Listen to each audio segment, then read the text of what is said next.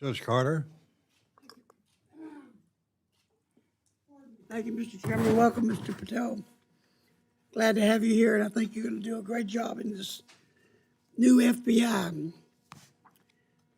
Given the Texas proximity to the southern border, what resources is the FBI dedicating to the counter cartel operations, fentanyl trafficking, and human smuggling network operating in coordination with foreign entities?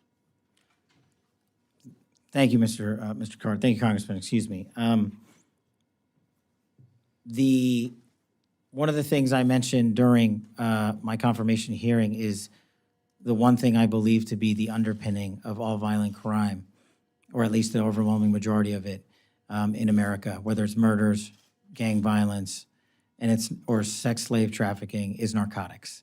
And narcotics, unfortunately, are pouring in not just on a border state, but every single state has become a border state. So to countermand that, we stood up the SBIC just next door in Arizona, the Southwest Border Intelligence Center. And the FBI's mandate there at the Counter Coordination Fusion Center is we have already sent dozens of agents and analysts out there to countermand the entire narcotics flow and interdiction process at the border. Specifically, when it comes to the state of Texas, sir, we will, if the appropriations process allows, augment the number of agents and analysts in the field and SOS support staff by over 85.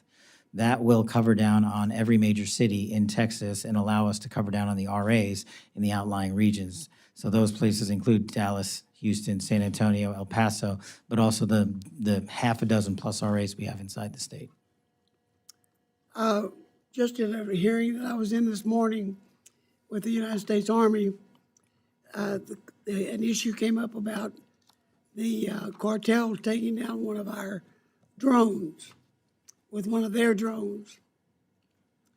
I'm very familiar with the general policy on the border that if they're shooting at you, you can't shoot back unless it becomes obvious that you're going to come into serious harm. The military can't shoot back, nor can, for that matter, the Border Patrol.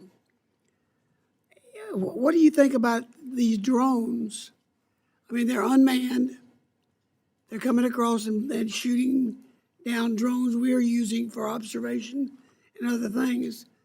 I think the policy ought to be if they shoot down our drone, we shoot down theirs.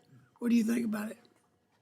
Well, I don't think I have the authority to reshape that policy, but if it were in my capacity as FBI Director, I know we are working with the Secretary of Homeland Security, who has a larger portfolio in the UAS space than we do, to cover down on that threat. But just in my time in government, the first term, the drone capabilities by our adversaries have significantly expanded. Their technology is wildly impressive, and they don't care if they lose one. Unlike us, we care when we lose a single one, as we should.